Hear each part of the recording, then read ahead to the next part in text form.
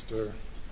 He specifically cross-examined him on the injuries in the hospital that he had suffered, and I'm just following up with the agent about the circumstances generally of his interaction with Mr. Gentlemen, we'll have you go to the jury room for a break. Please do not discuss the case.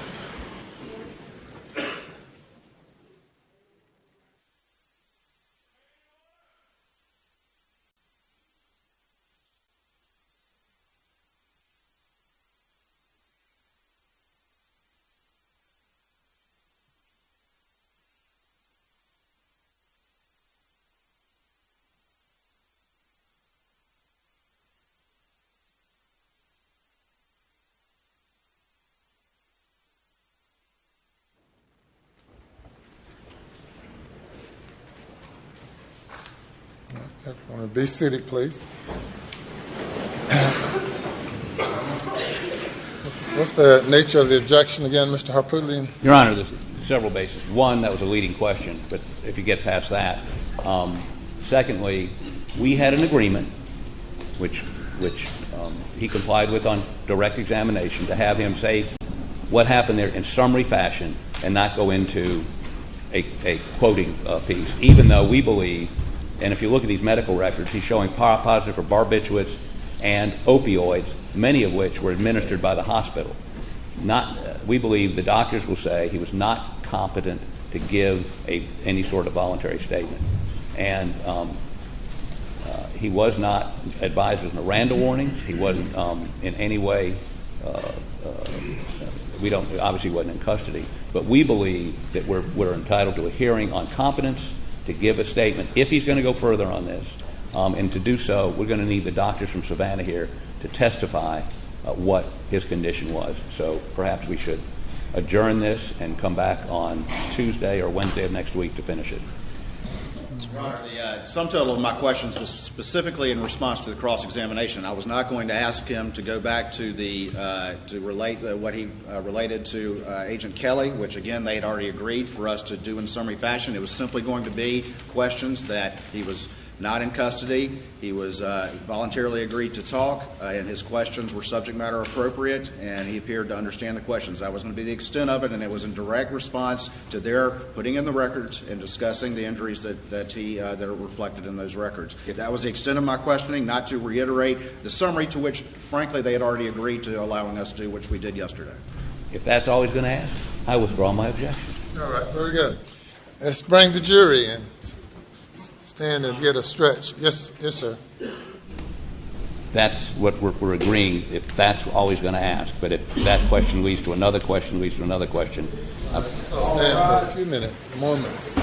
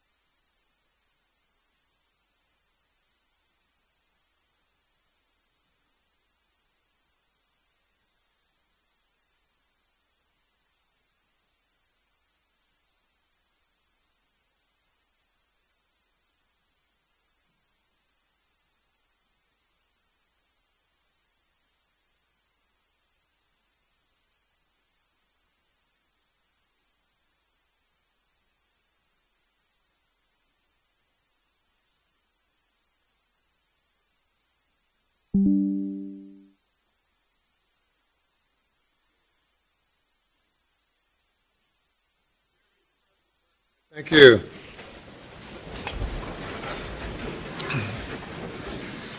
The objection is withdrawn. You may proceed. Thank you, Your Honor. May it please the Court. All right, going back to the question that I asked when you interviewed, and I'm just asking these particular questions. When you interviewed the defendant on September 4th. That was the day of the roadside shooting, correct? Correct. Did he voluntarily agree to talk to you? Yes. Was he in custody in any way? He was not in custody. Did he respond appropriately to your questions? He responded appropriately and consistently to the answers to my questions that were given on the 911 and on the to Hampton County deputies. Did he appear to understand your questions? Yes. And did he respond appropriately to the subject matter of those questions? Yes. When you interviewed him on September 6th, he was still in the hospital, is that correct? Yes. And at that time, did he voluntarily agree to talk to you? Yes. Was he in custody at any point? He was not. Did he respond appropriately to your questions? He did. Did he appear to understand your questions? He understood the questions and, again, gave consistent responses to the interviews from September 4th, from the 911 call, and from the video from the ambulance. All right. And his answers related appropriately to the subject matter of your questions? Yes, the side of the road. You were asked a little bit about the circumstances of the telephone interview on September 13th, 2021, correct? Yes. And did you want to do a telephone interview, or did you want to speak to him in person? No, our initial inquiry was to go to where he was at. We did not know his location. They took him out of state. Our intention was to go meet with them wherever they had him to conduct that interview. When those plans did not materialize, time was of the essence. When they called us and agreed to have the telephone interview, we made an investigative decision to agree to that and conduct the interview over the phone. That time period between September 6th and 7th, when all the developments you testified to yesterday on the side of the road took place, and September 13th, was SLED just sitting around doing nothing, or were y'all actively attempting to further question the defendant? We were absolutely actively in working the active investigation. We were actively attempting to make contact to have that interview and make that take place. And it was not till September 13th that the defense agreed, but only through a telephone interview. Is that correct? Mr. Harpootlian called me on the 13th, and he said, "Hey, we have a short amount of time. We can do this. Can we make it happen?" So we had to make it happen within about 30 minutes' notice. So Agent Albayalde and I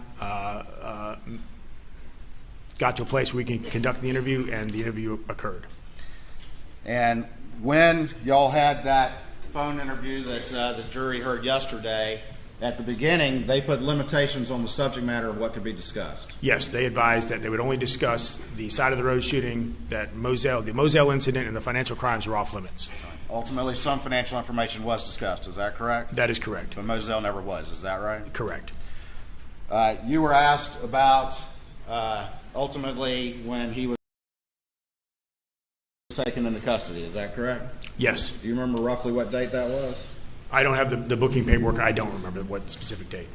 I took him into custody twice, so I don't know what date. And that was after he had finished that rehab stint. Is that correct, to your understanding?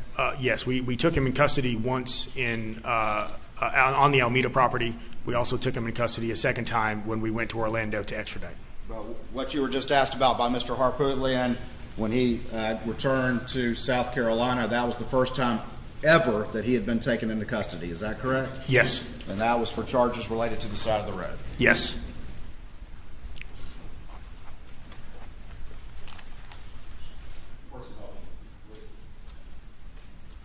Thank you, Senior Special Agent Kelly. Nothing further. Thank you. Questions. That second time you took him into custody, do you know when that was? I don't have the exact date in front of me. I apologize. If I told you October 16th of 2021, would that seem appropriate? I believe it was in the month of October 2021. Okay.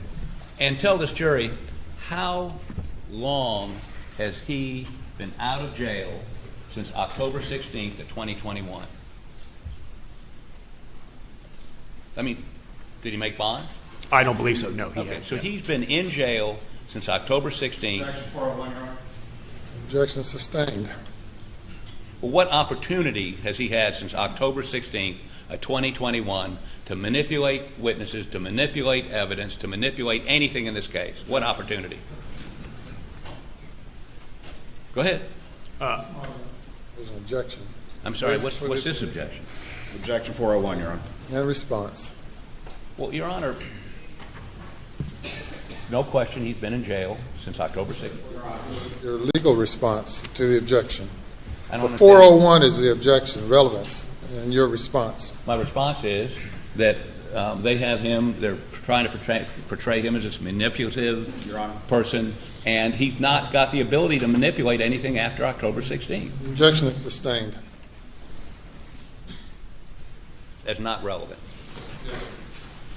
Inappropriate argument to the jury. I'm sorry, Your Honor. Yes. Now, did you tell anyone in his family the reason you wanted to see him while he was in rehab was to show him a picture of a truck?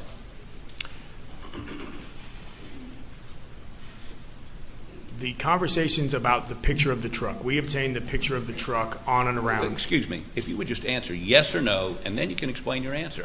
We're going to go down this trail, and if you say no, then I'm done. If you say yes, then I'm going to ask you when you did it, and we don't have to go through this back and forth for the next 10 minutes. Did you tell anybody in his family you wanted to see him in rehab just to show him a picture, among other things, just to show him a picture of a truck? I believe that was one of the items we wanted to discuss with Mr. Murdaugh. Okay. And so you were giving the impression that at that point you still believed him, and you just wanted to show him a picture of a truck. 401, Your Honor. Relevance? Really? Let me hear that question again. You indicated to a member of his family you knew was communicating with him that all you wanted to do was show him a picture of a truck. Back to the forum, Your Honor. It's cross-examination. Thank you. Did you communicate? What's the response? I asked the question. Could you repeat the question, please? I'm sorry. Are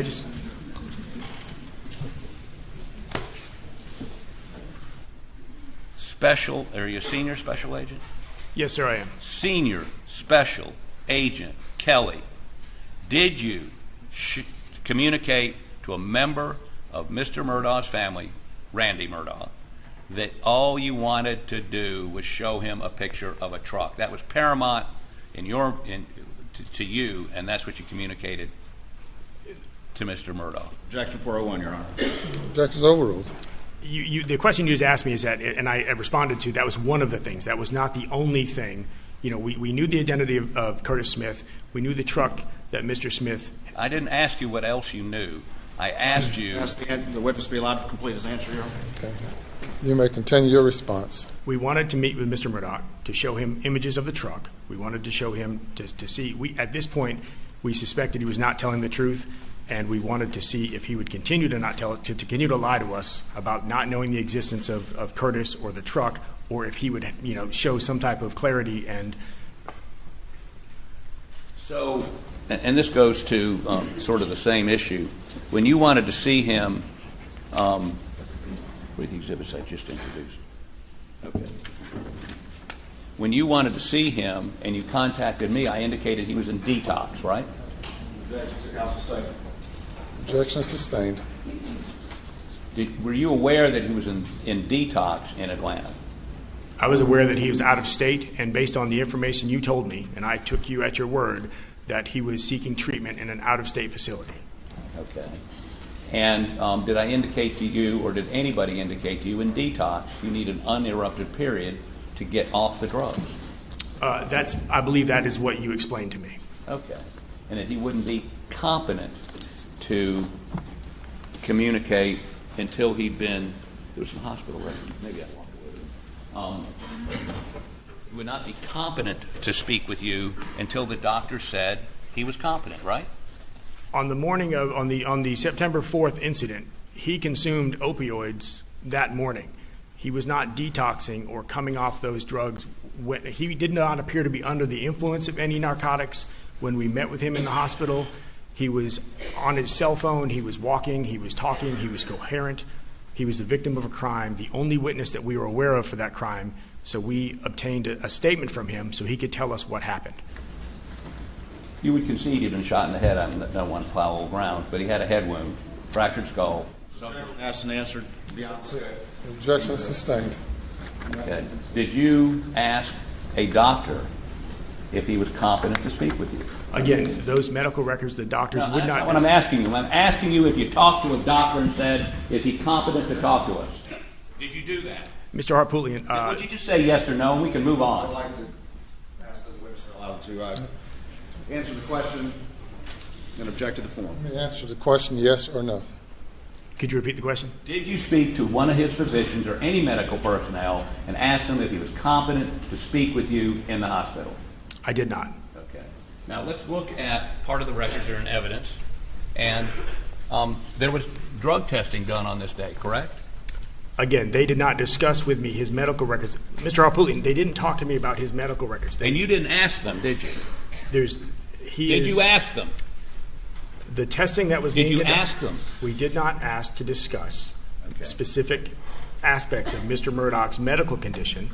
We had to subpoena the records with a court order to have access to them. They will not discuss openly his medical records with us.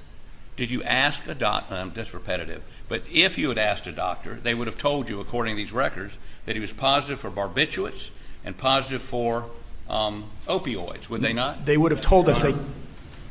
Objection sustained. Were you, according to the records that are in evidence, were you aware that he was on opioids and he had a positive test for opioids and benzos? Once we have subpoenaed. Would you please answer the yes or no? Once we got the records, Would we you learned. answer yes or no? Your Honor, I would object to him badgering the witness. The witness is entitled to answer the question. You may respond as you see fit. Go ahead. At the time of September 4th, we did not ask the medical doctors or the medical professionals any information about his condition because they would not discuss it with us. So if I had asked, they would not have discussed it. So we did not ask. When we obtained the medical records through court order, we were able to review them and learn after the fact the diagnosis. Would you still have, if you'd had the medical records, would you have still gone forward with questioning knowing he had opioids and benzodiazepines in his blood system? At that point, he was a victim of a crime. He was the only witness to a shooting that we were currently investigating. I would have asked those questions, and when I found that they were consistent with the two other statements he had already given, it would have allowed us to move forward with the investigation.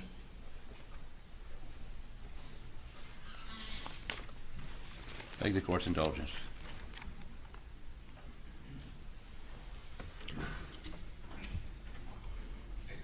Thank you. You may step down. Thank you, Your Honor.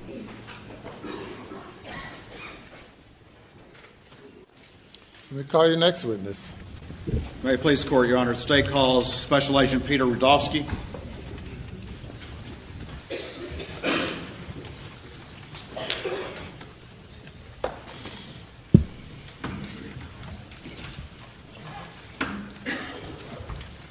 Raise your right hand and come back. Do you swear or affirm that any testimony you give today will be the truth, the whole truth, and nothing but the truth, so help you God? If you will please be seated, state your full name for the record, and spell your last name, okay? Thank you.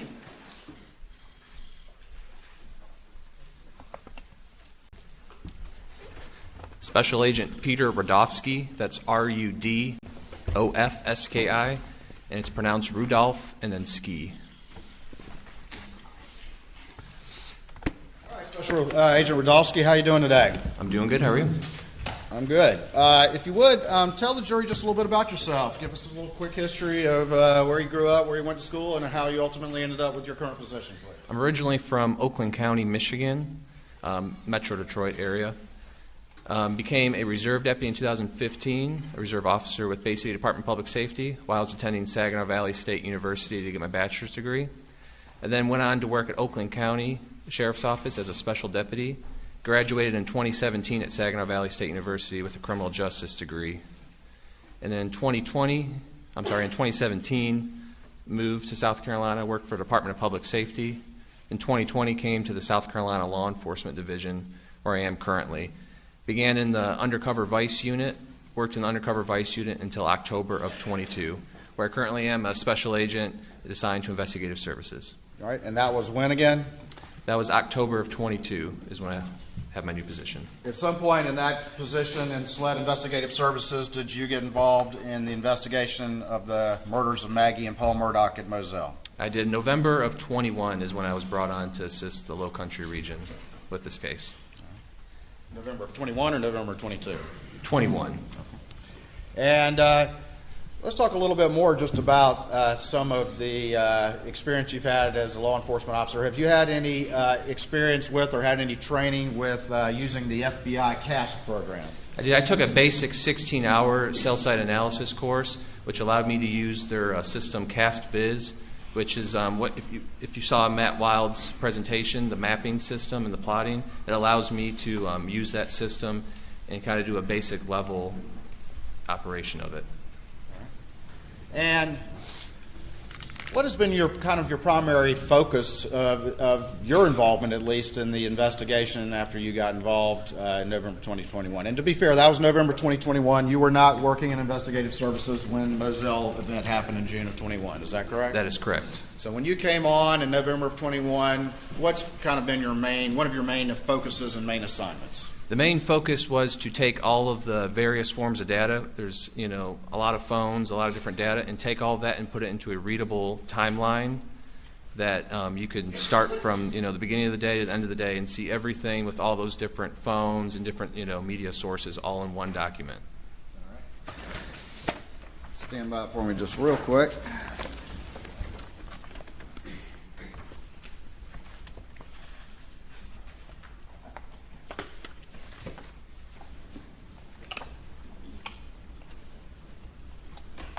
And I'm going to show you what's already been admitted into evidence as a defense exhibit 60 that was entered a long time ago in this trial. And do you recognize that? It's already in evidence?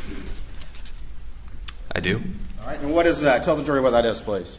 This would have been a rough draft or working draft of my timeline. I have a date of 1/12/23 at 3 p.m. was an updated time on this.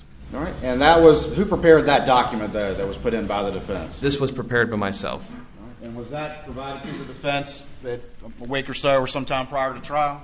It was. All right. And on that particular document, does it say that it is a working draft? It does on the top here. It's going to have in yellow working draft. And then as you go through the document, it's going to have the same yellow on the top working draft and draft across the document. All right. And as you have, how long have you been working on this document right here? Roughly about a year on this document. And as new data came in, new data has been analyzed from various sources that have been put forward to this jury. Has that been incorporated into your timeline here? It has. All right. And since the time that this was initially prepared, has there been additional information added to it and that document continued to be worked on? There has. All right. And has that been provided to the defense as well? It has.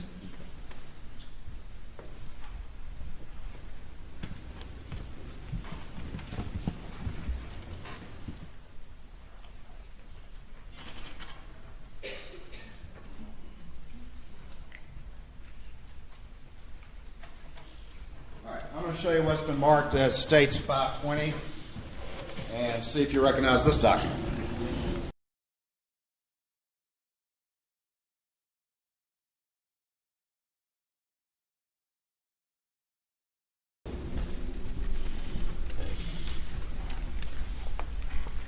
I do. This is going to be the full timeline. This is going to be the latest copy. And I'm going to show you what's marked as 519. And do you recognize that document? I do. All right, tell the jury what that is. This is going to be a condensed timeline of this document here. Instead of having the whole day, it's going to have roughly from 6 p.m. to 11 p.m. on June 7th. 2021? 2021. Your Honor, at this time I would offer States 519 and 520 into evidence. No objection. They are admitted. All right, we're going to get back to those in a second.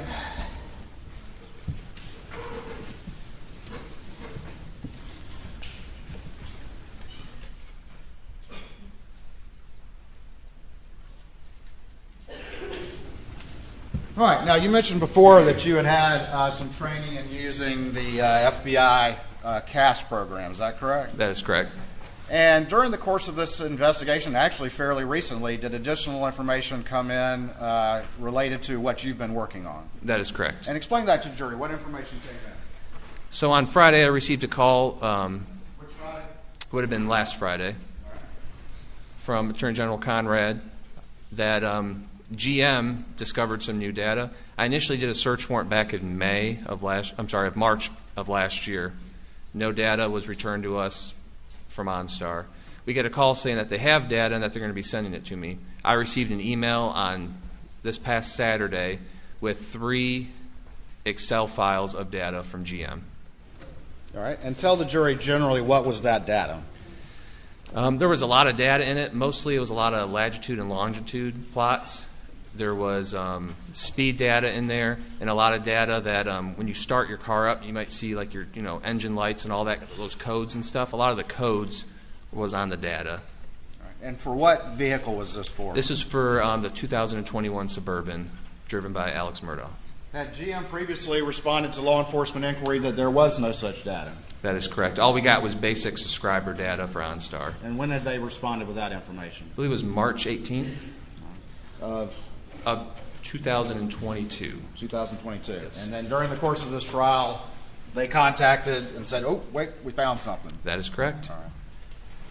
All right, and since that time, have you downloaded that data into the CAS program and analyzed it in that fashion? I have the CAS data is pretty much a tool that you can take different latitude, longitude, and different kind of data points, put it in the system in an Excel file, and it pretty much plots it and paints a nice picture for you. All right. And you have you worked in this case as you've been synthesizing the data from various sources? Have you worked or synthesized the data that came from Engineer Falfusky with the FBI? Yes, sir. And remind the jury who Falfusky is again, please. He is a vehicle engineer from the FBI out of Washington, D.C., and he's the one that took the telemetry unit out of Alex Murdaugh Suburban, and he took all the data and recreated that, the year-long process to get all the data extracted that he previously testified on. All right, and is that telemetry data generally synthesized or summarized along with other data in your timelines that are admitted in the evidence? Yes, it is. Can you compare for the jury the difference between what the telemetry that Engineer Falfusky did and the OnStar data that GM recently provided? The biggest difference you're going to see is on the telemetry data. If you remember, there was that Excel spreadsheet with all the different colors on it. It would show vehicle going into drive or park, moving, propulsion, that kind of stuff. The data we got back from OnStar is mostly a lot of latitude and longitude and speed and different kind of codes and whatnot. There wasn't really any location data in the FBI data. I don't believe there was any for that day. I believe it was all before.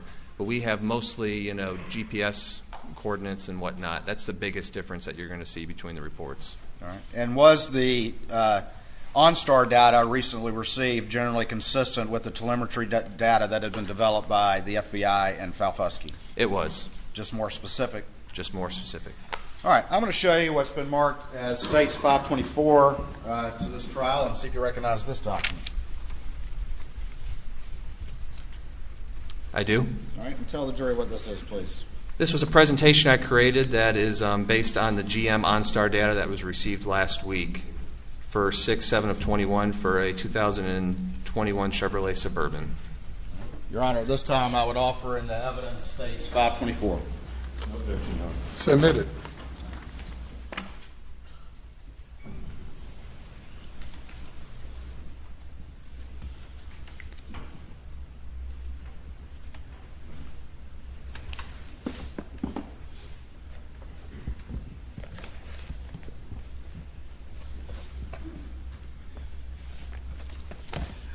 All right, I'm gonna, if I could have a computer input, please. And I'm going to go ahead and put Exhibit 524 up on the screen, the one we just admitted.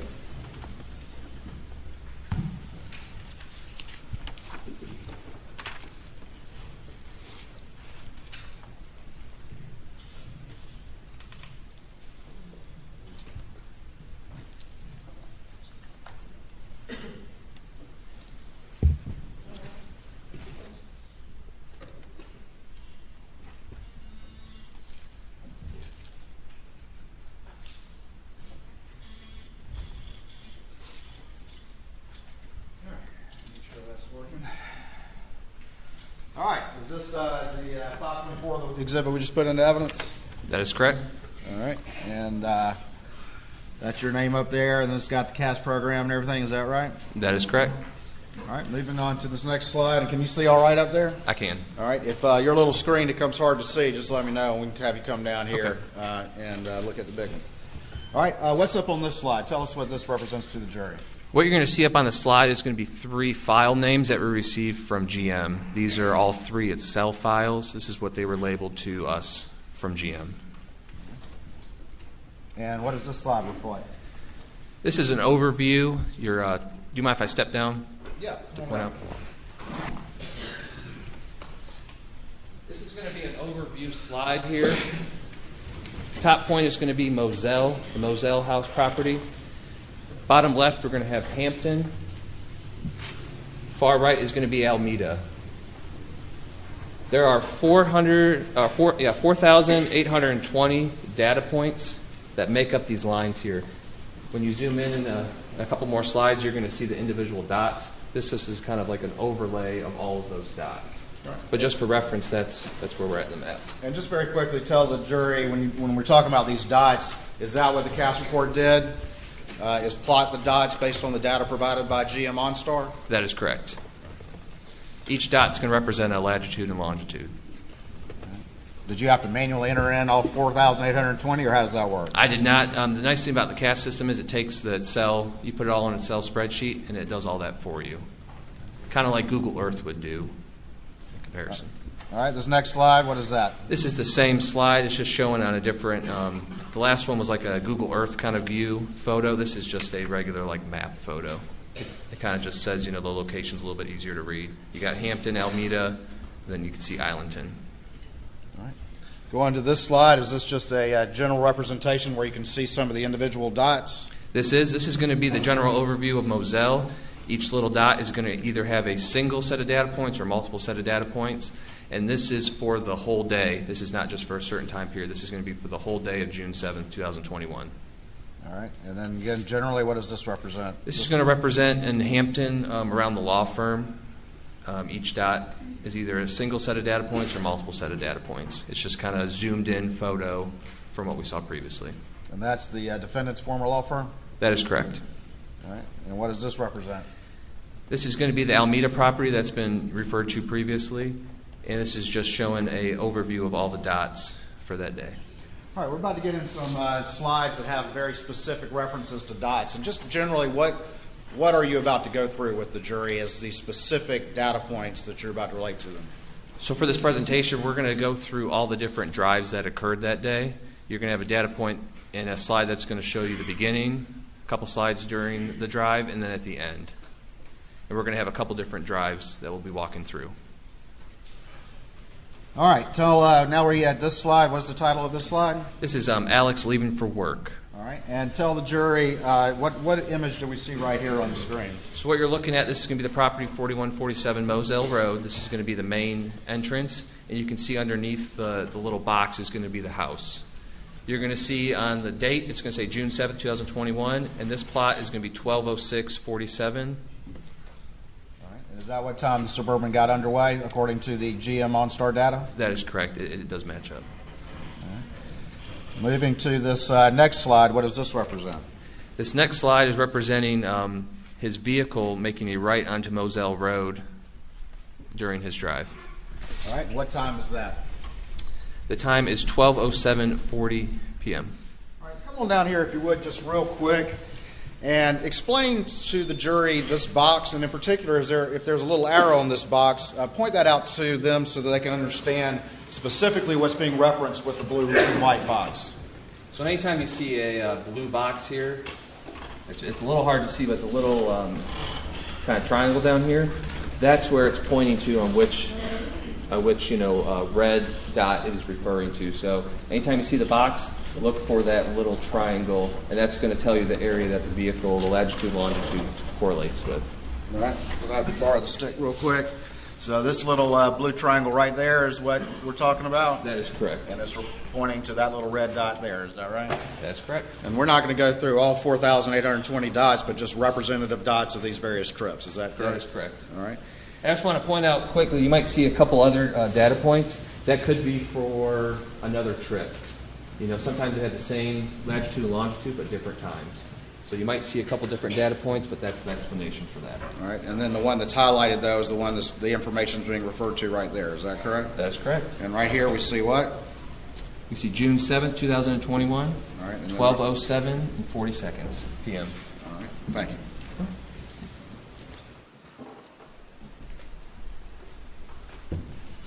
All right, before we move on to the next slide, what's the car doing at this point in time? The car is moving. All right, and what location is it? Just generally an orientation to the property? Moselle Road coming out of that main gate, That driveway? main driveway. Moving on to the next one, what does this represent?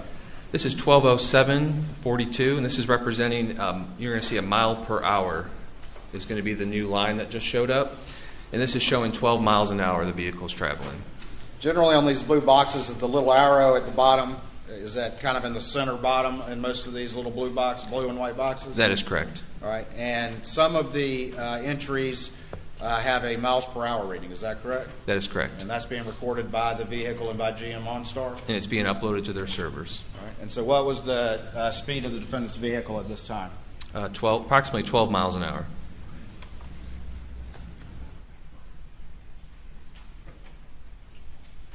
Now, on here, it's in reference to miles per hour because we're Americans. But the data that you got, what unit was it in? Kilometers. All right. And so did you convert that data to miles per hour?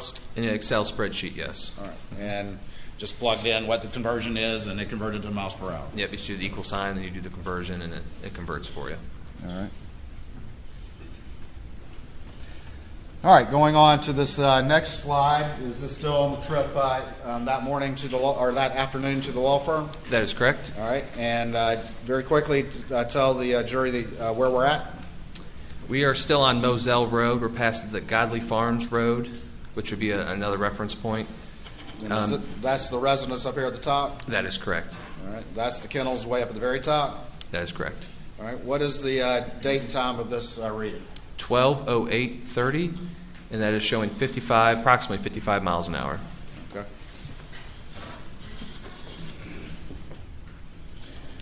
All right, tell me about this next one.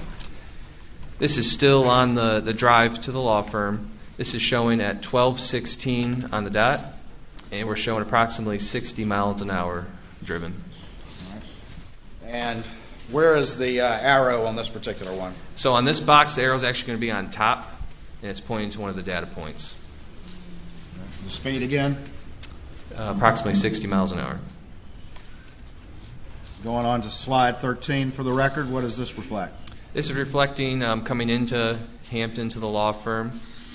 And this is actually, if you look, it's pretty much right on top of the law firm. It's 12:21:37, and we have no speed associated.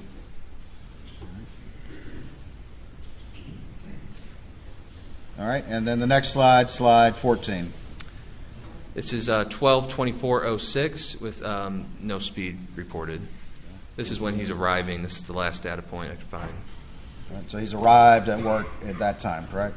That is correct. 12:46? 12:24:06. Going to this next slide, explain to the jury what this is, and we're slide 15 for the So after each drive, we're going to have a slide that's going to show a max speed from all the data sets on Excel.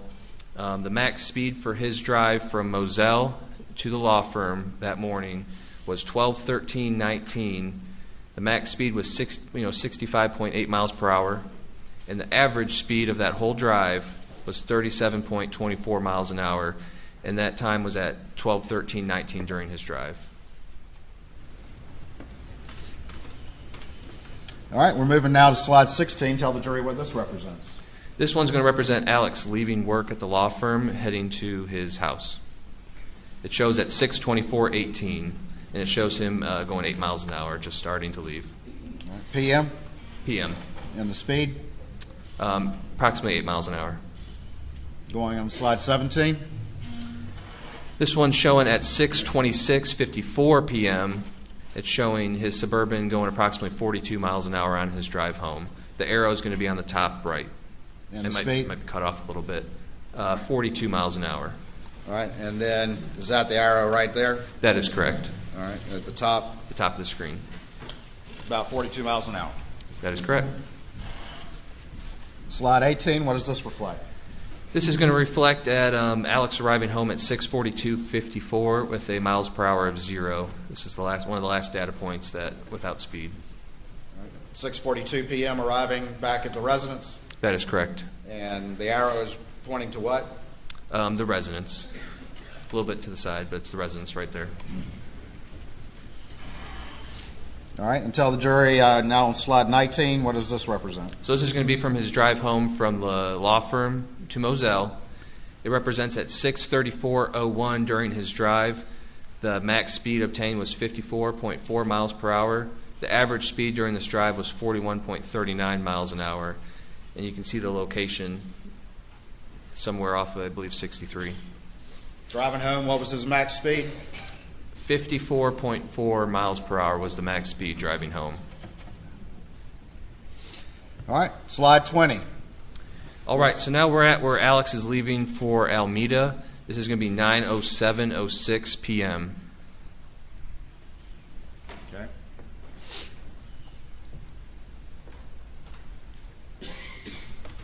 And again, we'll go through the timeline in a bit, but is this generally consistent with some of the telemetry data that Falfosky did? It is Suburban goes underway at what time? 9:07:06 according to this data. Moving on to the next slide. Like previous slides, Where's the Suburban at this point? this is going to be the Suburban pulling out onto Moselle Road, coming right out of the main entrance, going about 15 miles an hour. This is going to be at 9:08:06.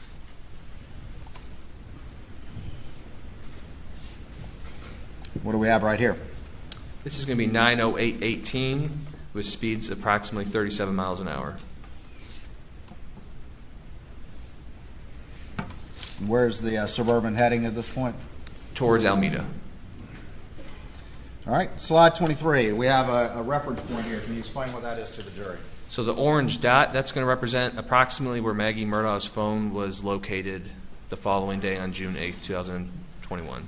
All right, and do we have a time reference for the Suburban at this time? We do. It's going to be 9:08:36 seconds, and it's showing a speed of 42 miles an hour.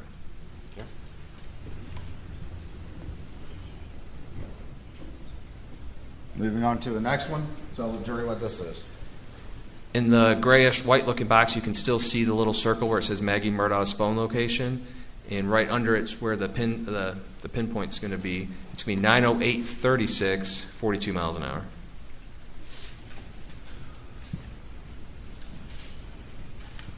Next slide, 25. Slide 25. The upper halfway portion of that box, you're going to see the circle again, the orange circle. That's going to be Maggie Murdaugh's phone. And at 9:08:42, we have the Suburban traveling approximately 45 miles an hour. After passing that location, does the defendant's vehicle start to accelerate? It does. Going to slide 26. Tell us what this references. So we also have Maggie Murdaugh's phone location. This is just another data point. There's several throughout the road.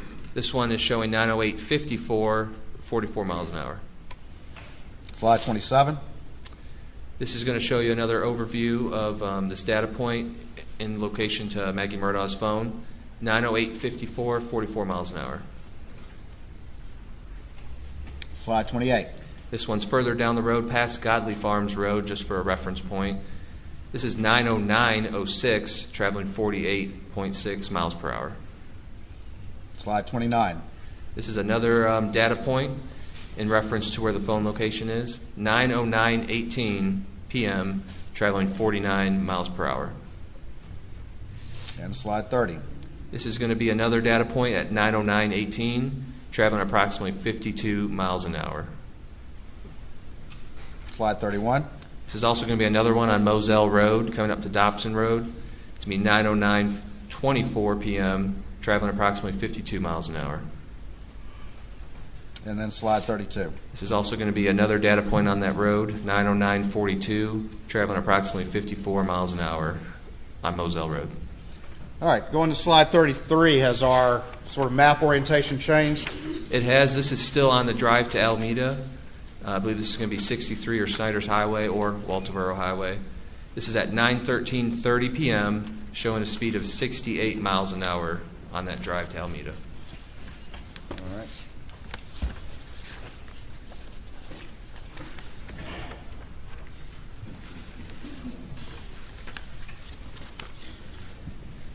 And I'm going back to slide 3.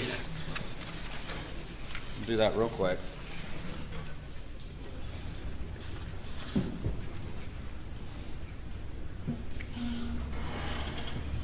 And the slide that we were just seeing when the orientation changes, can you come down real quick and kind of describe generally what we were looking at when we started, and then the where we're at on that slide that we were just about to look at?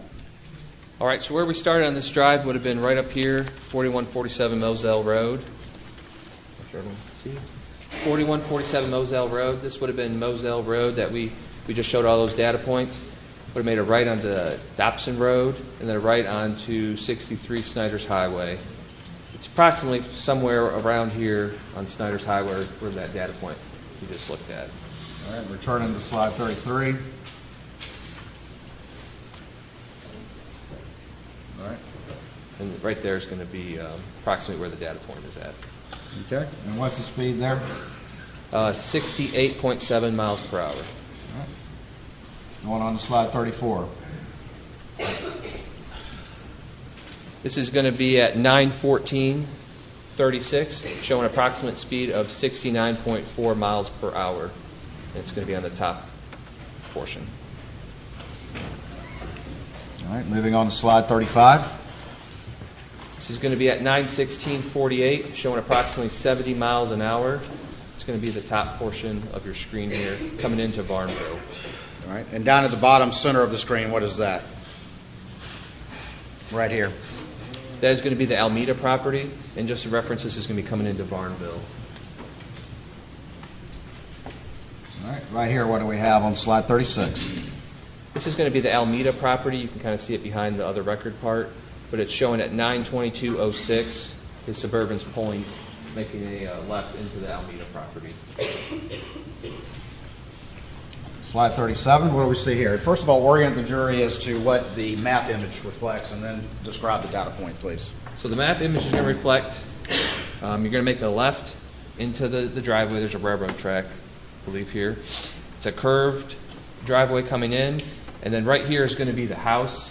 There's a little carport right here, and then the driveway is this whitish part that you see on your screen. All right, and then up here, generally in the property, we can see a roof and that sort of thing. What generally are those? Those are going to be some outbuildings on the property. The trees are kind of, there's a decent amount of trees right here, but there's, I believe, 2 outbuildings right here. This white area right here just above the house, what is that? That's going to be where you would park. It's a paved area in front of the carports. Where do the data points reflect the Suburban going, though, when it arrives? The data points for the Suburban, it looks like it went toward, like, a little bit into the grass, closer to the wood line over here. And that's going to be at 9:22:39. Closer to the wood line and the outbuildings? That'd be correct. Okay. All right, and again, what time is the arrival at Alameda? 9:22:39. And this is just, so this right here is going to be a better overview without the box. The box. You can see right here is going to be the driveway leading in. And this is where a carport would be, where the vehicles would be parked. And then this is the main house here. And you have your outbuildings.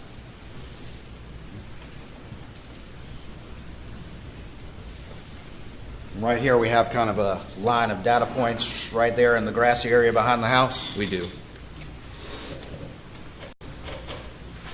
All right, going on to slide 39, tell the jury what those calculations represent, please. So this is going to represent the drive from Moselle to Alameda. During that drive, the Suburban reached a max speed of 74.4 miles per hour during that drive and averaged 51.94 miles per hour. And this is the data point with the highest speed obtained. Was that top speed higher than any speed he achieved when he went to work earlier that day? That is correct. Is that average speed higher than any average speed he had when he went to work that day? That is correct. Or returned from work? That's correct. Want me to stay down here? You can go back up. Back.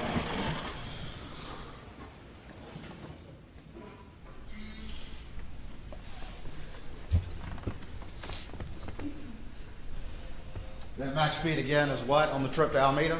74.4 miles per hour. And the time again that he 9 arrived? At Alameda, Yes. I believe it's going to be 9:20. Let me back up. If you go back. Or back up to? 9:22:39. So 9:22:39. He reached his max speed at 9:14:13. On June 7th, 2021 at 9:22 p.m. is it dark? That is correct. All right, we've gone on to slide 40. Please tell the jury what this represents. This is going to represent at 9:43:18. This is when we first saw movement, and this would be Alex leaving Alameda en route back to 4147 Moselle Road. It's shown approximately 2 miles an hour. All right, and the time again? 9:43:18. The arrival time that you just testified? That's correct. What was the arrival time that you testified? 9:22. And he's leaving at what time? 9:43. So approximately how long? 20 minutes.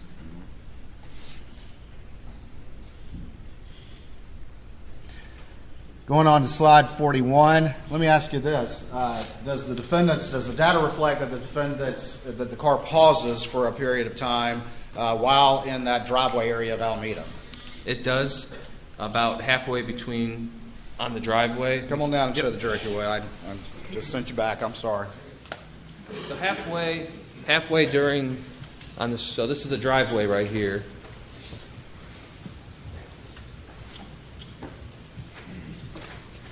So this is the driveway just for reference. We see what looks like a data point, I believe, right here. And if we click on that data point, it's going to be about a minute until this data point will show up leaving the property. All right. And then on slide 41, we have what's the time stamp that you have on that one? And show the arrow to the jury too, please. Yep, 9:45:22. And the arrow is going to be all the way down at the bottom, right across the railroad tracks, turning onto Yemassee Highway. At 9:45. That is correct, 9:45:22. All right, moving on to slide 42. Please tell the jury what this data point represents. This slide's going to show you the drive back from Alameda to Moselle. This is just a data point on Yemassee Highway. It's 9:46:01, and on this one doesn't have a speed. Going to slide 43. This is also going orient the jury and tell them the data point, please. So on the bottom you have Alameda, going through Varnville, and then heading up to Moselle. This is at 9:51:30. This is showing approximate speed of 74 miles an hour. It's going to be the top portion of that box. That's the arrow at the top center. That's correct. Slide 44. Please tell the jury what this data point represents. Top of the map, you're going to see Moselle, and this is going to be on 63. This is going to be at 9:54:24. We have approximately 70 miles an hour. And the arrow is located where? It's going to be on the bottom. Slide 45. What do you have right here? This is going to be at 9:59:18. This is Moselle Road coming up to Godley Farms Road for reference. Top portion on the left is going to be the Moselle property. This is at 9:59:18. It's showing a speed of 57 miles an hour.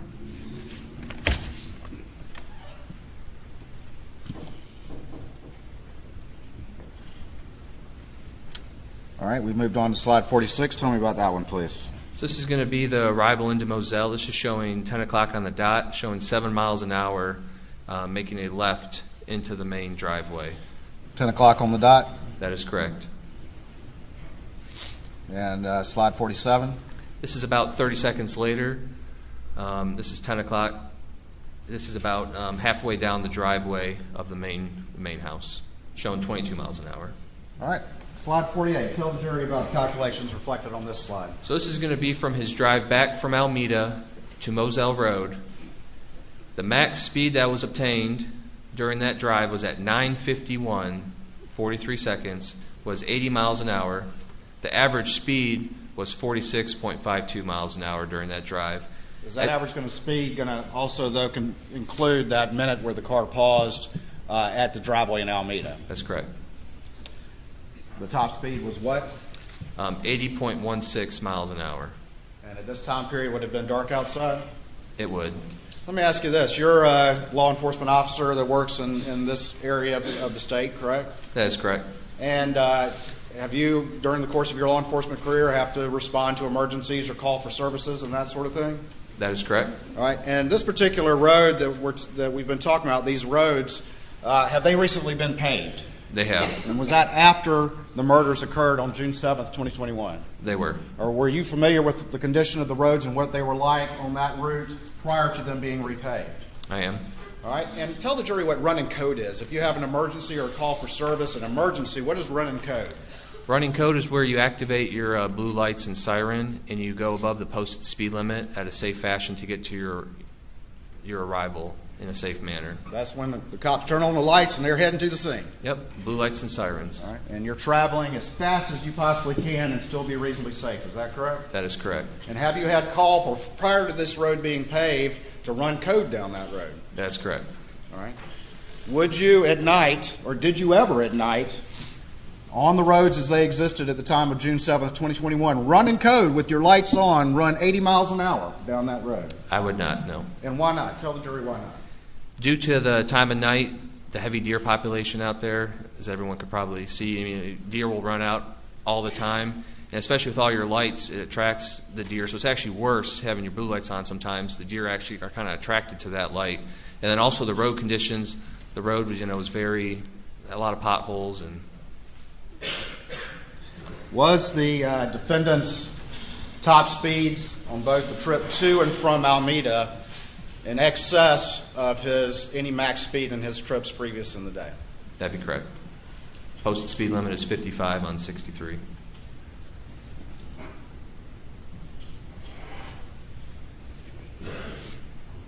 All right, we've gone on now to slide 49, and tell the jury what this represents. This is going to be a timestamp of 10:05:06 p.m., and this is showing Alex Murdaugh leaving for the kennels. And where's the dot on this particular slide? The dot's going to be on the bottom towards the middle, right by the house. Moving on to slide 50, tell me what this represents. This is also showing the drive over to the kennels. The timestamp of this is 10:05:39. And where's the arrow? The arrow is going to be on the bottom. You kind of see it by the field. All right, going on to slide 51, what does this represent? This is just saying the max speed was obtained 28 miles an hour at 10:05:49 during that trip. Okay. And then slide 52.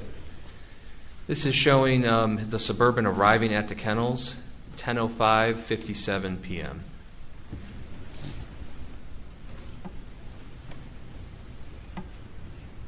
And backing up still on slide 52, can you remind the jury, and we'll talk more about this with the timeline in a minute, but generally what time was the 911 call? 10:06. I do not know the seconds. All right. And to your recollection, during the 911 call, did the defendant say he was returning back to the residence during that 911 call? He did. All right. And so we're on slide 53. What does this reflect? This would be him heading back to the house around 10:11:54. All right. Slide 54. This is just also showing him driving back to the house at 10:12:18 p.m.